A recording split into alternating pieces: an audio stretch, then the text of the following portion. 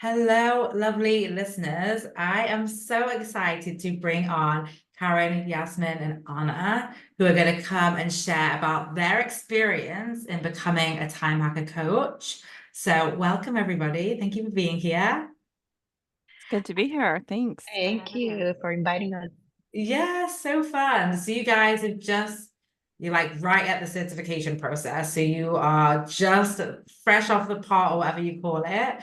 I would love for you guys to share a little bit about maybe what even made you decide to become a time hacker coach, like what drove that decision. I'm going to call names out to answer because I figured with doing these group podcasts, it ends up with lots of silent moments otherwise. But if you like know you want to answer straight away, you can put your hand up and then Karen, is that a hand movement? I'm going to call on you. Oh, that wasn't a hand movement, but I was like, okay, I better just get ready. Um, I had been in Time Hackers for 6 months and was loving it and wanted to dive deeper into the concepts and learnings. And also, I was very motivated to become a better coach. And I could really see how this could help me become a better coach. And also, I love the option of possibly working for Time Hackers. Those were all draws for me. Yes, I love it. Anyone else want to share? Yeah, Yasmin, is that a hand movement? Sure. Yeah, so when I heard about time hackers, I thought, I think I'm a time hacker. So I thought I was really good at time management and, organizing and everything. And then I realized it's not at all about necessarily about that, but more around, overcoming all those beliefs that we have about time. And so that sounded very interesting.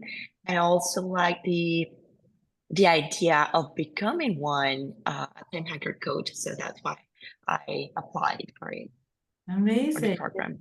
That's brilliant. Anna, is there anything you want to share? Yeah, definitely. So I feel like I am a coach, yes. And I love enhancing my skills, but this particular certification, I was like, I'm gonna be selfish. Like I just really want more information about hacking my time. Like even like yes, I will share this with my clients, of course, but I was like, even if in some hypothetical scenario, I never share this, I don't care. I want it for myself. So it was very much like a gift to myself. I love that. And all four gifts to ourselves. And I love how you've all shared like different reasons behind why. Because I just want to normalize, like there is no right reason to do something that you want to do. So I love that. And then now being on the other side of it. So here's why, and here's on the other side. So I'm going to start back with Anna. Being on the other side of this gift that you've given yourself, how does it feel? Yeah, it feels really good to have done something like not necessarily just for like I mean there was a reason behind it, right? Of me wanting to do it and there was a purpose for doing it, but I was like just me being in the program even if I never did anything else, like that in and of itself was like life-changing and I really enjoyed it. And so it feels really good to like just give myself something, give myself a gift just because. And then of course it like I guess forced myself to like go deeper into the topics. Like I had already watched the videos in Time Hackers and all of that. And so it just really like forced me to like deal with my brain and like my brain's objections around time and all of those things. So Yes, we have super clever brains, and it's like even once we are in the work, and I still do this, right? Our brains are still like our brains are getting smarter as we get smarter. So it's a way of like continuing. It's like when you go to the gym, you pick up bigger weights as you go, and this is to me like that higher weight level or whatever people that lift weights call it, because obviously I don't. I'm just showing myself there. So I love that example. Yeah. Yasmin? Yeah, so how it is for me in the program. So yeah, so as I said, I thought I was very good with time management. And with this program, I realized I could achieve even more. So, I mean, the whole idea of time hacking it was exciting to me, but realizing that, well, there were so many things, questions that I didn't ask myself, or things that I wanted but didn't allow myself to want them because, conditioning and beliefs, and now I realize that I can't do it. Yeah. On the other hand, like allowing myself to fail and changing that belief that failing is a negative thing, it's so comforting also. And so observing the areas where we say fail, it helps take away that fear to fail. Amazing. Love that. Thanks, Yasmin. I agree. I also feel like it's okay if we don't completely eliminate the fear to fail, because we still fail, right? Like I still feel the fear, but I'm just willing to feel the fear. So I think it's amazing to be able to turn that volume down and also move forward, even when it's a little bit there, like a song, like an annoying song in my head that's just playing. I love that. Thanks, Yasmin. Karen, what would you say now, being on the other side, becoming a time hacker coach? Yes, I think something that I keep coming back to is our first call. I think it was our first call when you talked about how we're excellent coaches and you believed we were excellent coaches. And I think that word has always been aspirational, like it's way above, way far, like I'm not there. It's something I may be moving toward. And I didn't feel like I owned it. And so I struggled a little bit with that. I'm like, I think I'm a skilled coach, or I think I'm an experienced coach, but excellent just feels a little too high. But I realized how powerful that was over the course of the last 6 months, of just really your belief and then my opportunity to lean into that and how powerful that is for other parts of my life. So that's something that I'm still holding on to. And the other thing is sort of related to what Yasmin said about time. Again, I thought, oh, I want a better relationship with time. That's why I'm in this program. That's why I want to keep diving deeper. And what I keep learning, or what I think I've learned more powerfully now, is it's about my relationship with my mind. And I think I knew that intellectually, but I didn't really, this was just another level, another layer of learning that my relationship with time is better than it was, but it's partly because I understand how powerful it is to have a relationship, a better relationship with my mind, and to know the role my mind is playing. And it, like you said, it can be very tricky sometimes, but um, that those are two things that are coming forward right now. And partly because, okay, one of the things is my story about time is I'm behind or I'm late. And here I am, it's like 5 a.m. And I think I can't get up that early. Or, I had this idea that the time zone's going to work against me. And there were times where it really did feel that way. But I also know that so much of that is a story I have about time. And one of the other fellow coaches, Madeline, was telling me, I always look at it as you're ahead. Like here I am, it's noon in East Coast and it's only 9 o'clock for you or something. I'm like, I had never thought about there's a different way of looking at it instead of being behind. Like the world's already started, you're already far ahead. Like actually, my day is just beginning. So that was a really wonderful shift for me. I love that. And I even just love the example for everyone listening of like the value of kind of co-learning and co-creating in this container, because this is not a training or a certification where you come in and I give you like specific rigid models and sentences and questions that you have to follow in order to coach.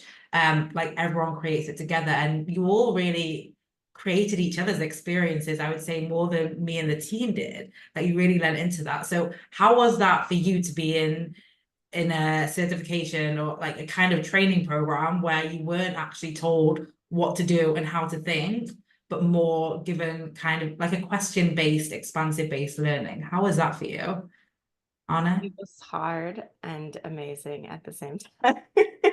And I was like hard because it really forced my brain to like think of answers like for myself rather than just being like, oh, this is what it is, and seeing if I agree or not with that, right? Because at the end of the day, there is no right answer.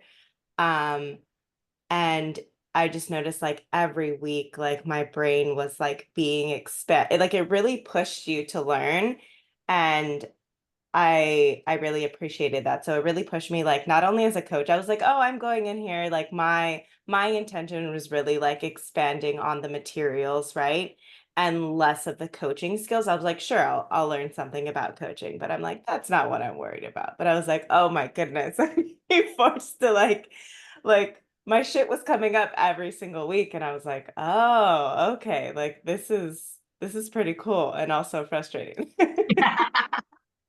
Yeah, I think like that's kind of like the two ingredients to creating change. It's like it's got to like rub something up a little bit the wrong way and then also like expand something. And I think, yeah, the reason, by the way, why I teach this way, just for the people listening, is like I went to a school in a school system where you were taught to copy and regurgitate, and I got good grades based off of my ability to copy and regurgitate, and that served me up to a point until it became a massive problem because I didn't know how to think for myself. And I don't think that that's like an amazing education. I don't think it teaches leadership. I don't think it teaches growth. And everyone in this room, every single one of you are change makers. You want to revolutionize things. You want to lead.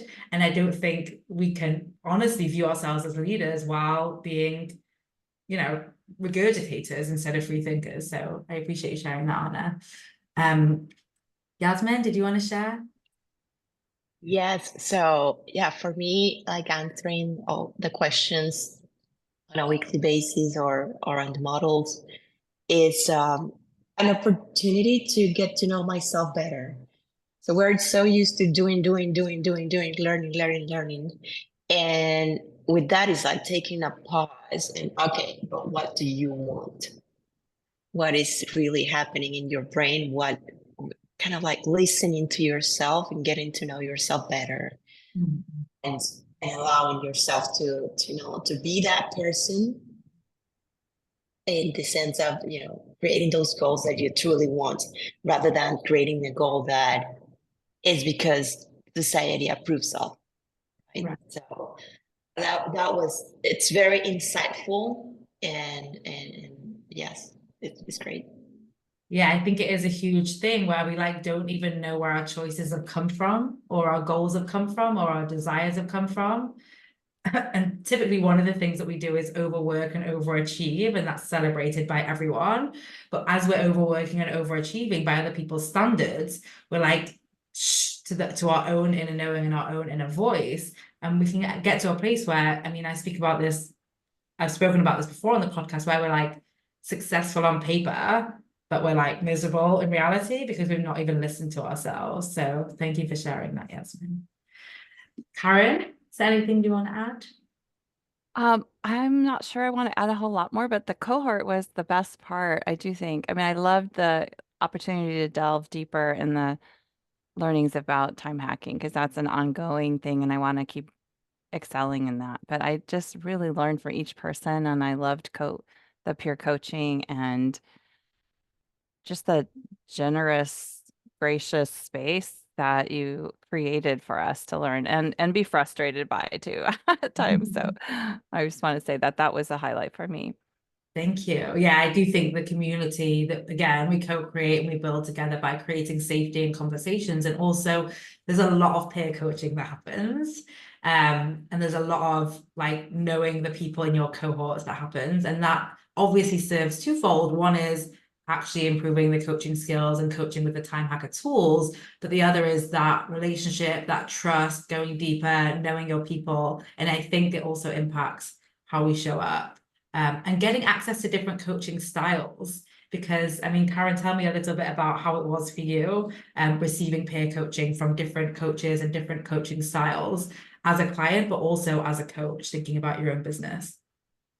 Yeah, I think there was such an invitation here for me to see, oh, sometimes that style is not mine, but I learned so much from that person, or um, yeah, or like I didn't think I could coach someone, and then it was just a discovery of let's see what we can find out, and maybe we don't land where we want to land, but like maybe that's exactly where we needed to land. It may not have been tied up in a bow, and it surely wasn't, but um, and one of the metaphors you use at the beginning is about the dance, and that's something I really was attracted to and drawn in by this dance between the coach and the client. And I think we danced a lot in the peer coaching Sometimes we tripped over each other's feet. But there was space to be human. So I did really learn something from each person that coached me, and I learned something about myself, about where my edges are.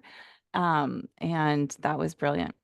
Yeah, thank you for sharing. I do think it's like meant to be a deep learning playground, and lots of like learning opportunities, but not learning theory, like learning in practice, learning by doing, like the learning that changes you from the inside out, instead of the learning that gives you more information that you then need to like keep rereading and keep referring back to. Anyone else got anything to share around the peer coaching or just generally? Because I even have, just so everyone listening knows, we have people coach in front of everyone in the room and everyone gives evaluation. Like, this is something our brains are not wired to enjoy or to like, whether we are coaching others or being coached. But I think it's one of the most valuable methods that we use in there, because of the like all the different learning that's happening, learning by the coach, learning from others' evaluations, learning as you're evaluating others. Like, there's a lot of learning packed into 1 hour. Anyone want to share about anything that they learned coaching by doing?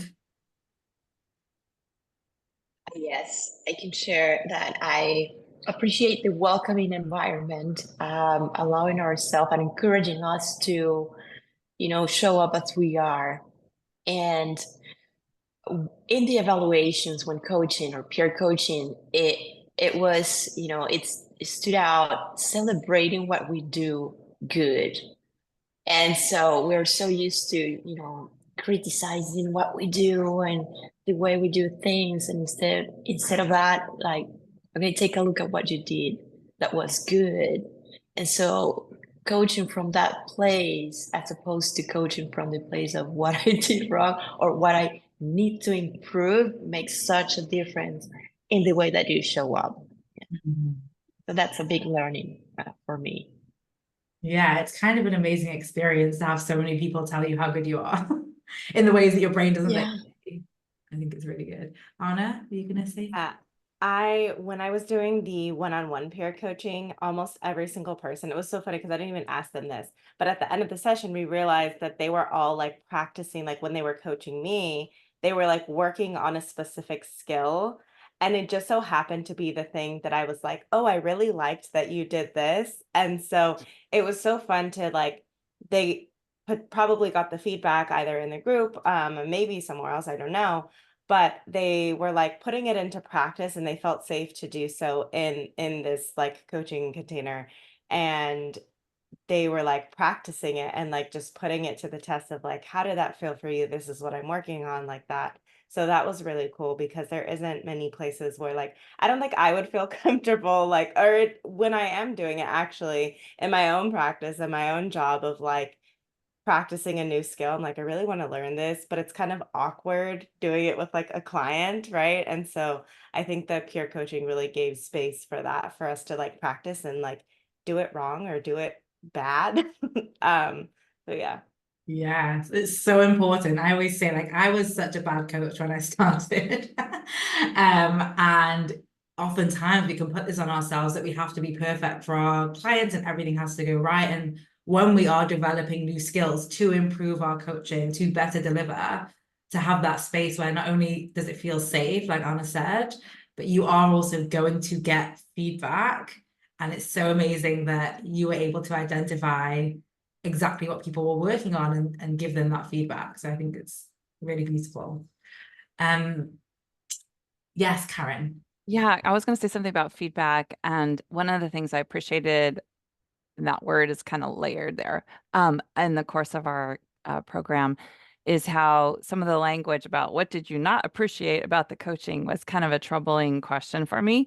And you were open also in the evaluations to switch it over to like areas for growth or areas for expansion. It just feels more invitational and less like shaming or something. I don't know. Maybe I had some baggage with that, but I appreciated that you were open to some new language too about when someone can expand in an area or grow in an area, that it wasn't like, I didn't appreciate this about, the coaching. It just felt, I love that you were so responsive to some of our feedback on the way, about receiving feedback. So I just want to throw that in there.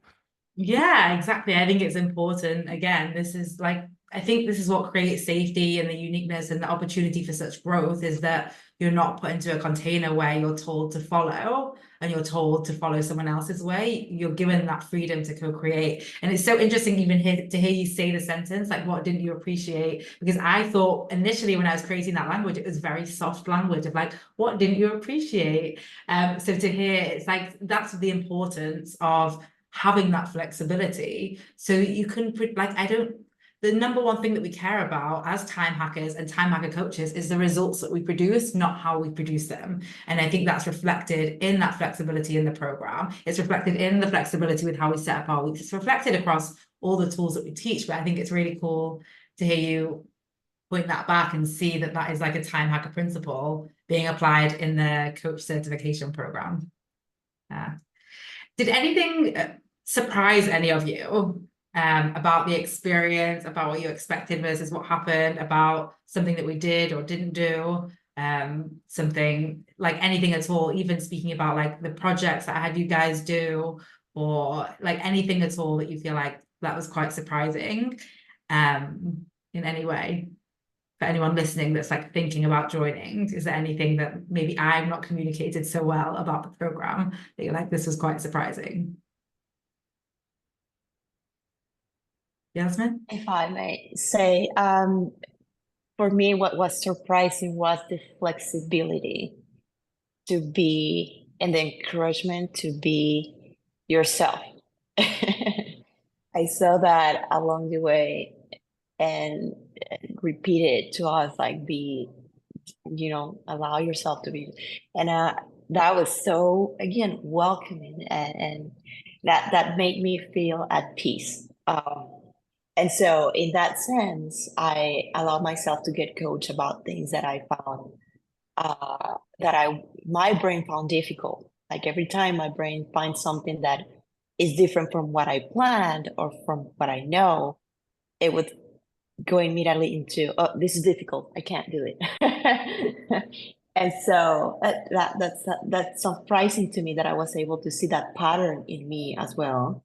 And now I realize like, oh, this is what my brain does. So I think those two things for me, like the welcoming, the allowing yourself to be yourself, like not a copy of a specific coaching style.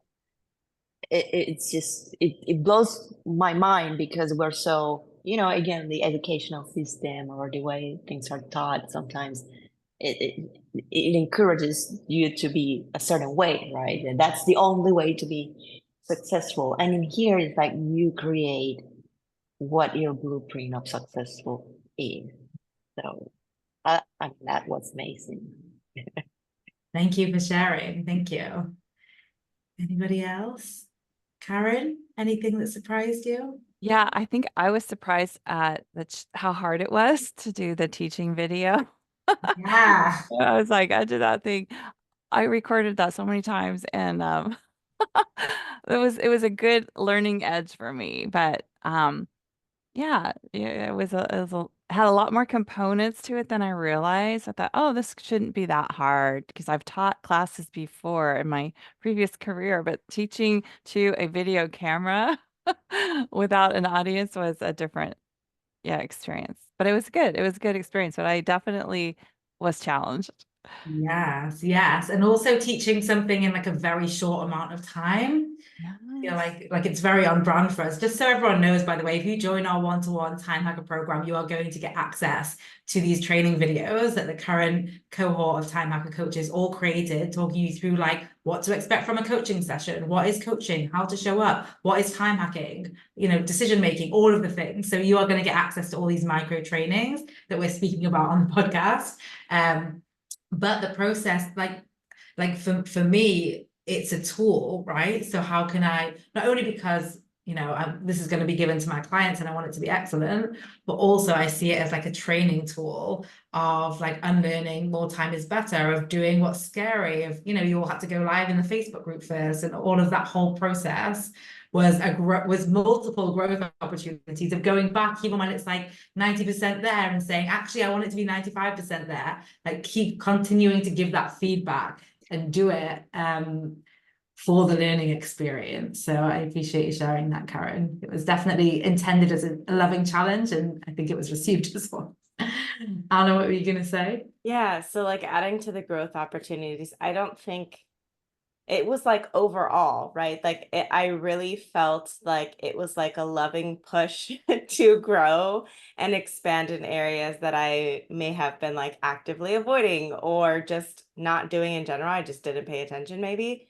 And I don't think I've been in many certification programs and there's not really that. It's very much like self-motivated, like self-push to grow. Like, sure, you're getting material and all of that, but I really think it's in the application of what you're learning, where you not only deepen your knowledge about the materials, but it also really forces you to grow.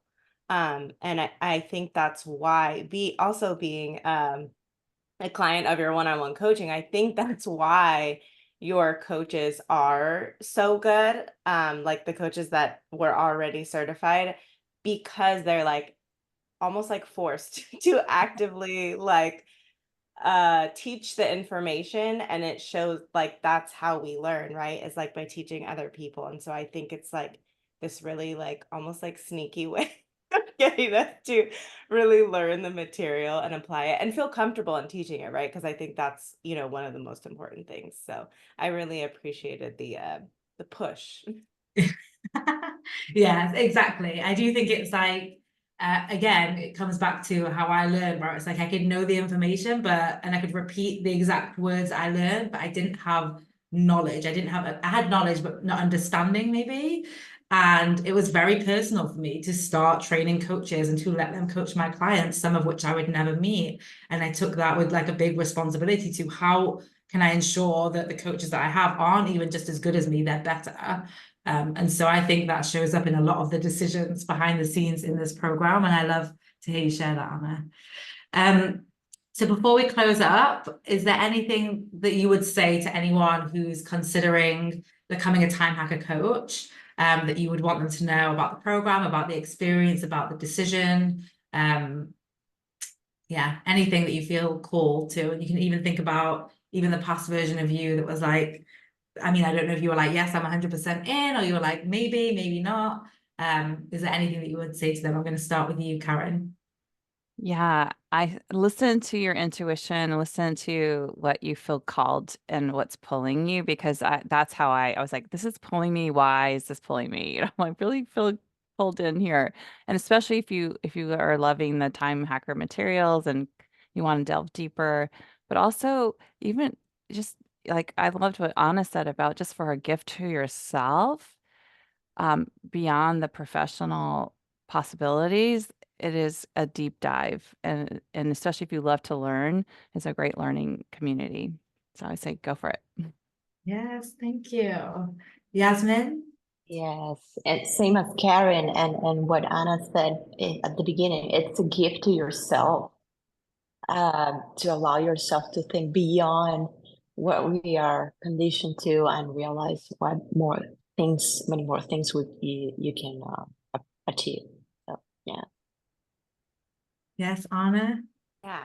So I know I've been harping on this, it pushes you to grow kind of thing. And yes, it does. And I will also say, I feel very confident in saying that this is probably the only, if not one of the only spaces where people feel comfortable to do so.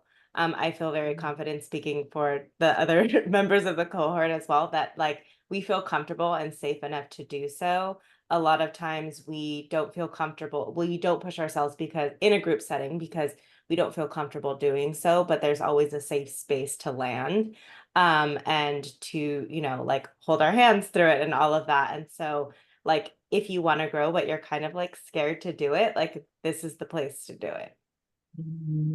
I love that so much. And it's so important. And, you know, even when I was creating the program, I was like, if there's one thing that this room is going to be, it's safe. Like if I was to think about, like I think about time hackers, and I'm like, if the one thing you learn to do is to be kind to yourself, you will become way more effective with your time. And in this program, if the one thing that you learn to do, that like you experience to become an excellent coach, it's going to be safety. Not just because like the importance of feeling safe for our own growth, but knowing the value to your core of creating safety for your clients. And this was not something that was like innate to me as a coach. As I said, I started out, I was not a great coach. I didn't understand this. I prioritized like the framework and the tools in the right way and all of that stuff. And this is when things changed for me. This is when I changed my enjoyment of my work, my effectiveness of my work, and like really committed to this as a career and a lifestyle. I don't know if that's the right word, but a career for sure. Was understanding this component. So it feels magical to have you guys reflect that back to me. Thank you all for being here. If you are listening, by the way, and you want to get coached, then these could be your coaches. I mean, you'll definitely see their videos, and you can definitely, I think it's something that we'll add on the coach profiles is these podcasts so people can get to know you. So if you've loved listening to our amazing coaches today and you would love to dive deeper with them, then please bear in mind that these get to be your coaches inside Time Hackers. And by the way, beyond, they all have their own coaching businesses too. Thank you all for being here. And if you're listening, by the way, and obviously want to become a Time Hacker coach, I should have said this, just go to timehackers.xyz/VATHC. That's for become a Time Hacker coach. The link will be in the show notes. I'll also add the link to one-to-one coaching in case you've listened to Karen, Yasmin, or Anna, and you are like, I definitely want to get coached by them. And thank you all for being here. I appreciate you. Have a wonderful morning for most of you. Morning. Yes. Thank Thank you so much. Thanks, you. Vicky. Thank you for this Bye. opportunity.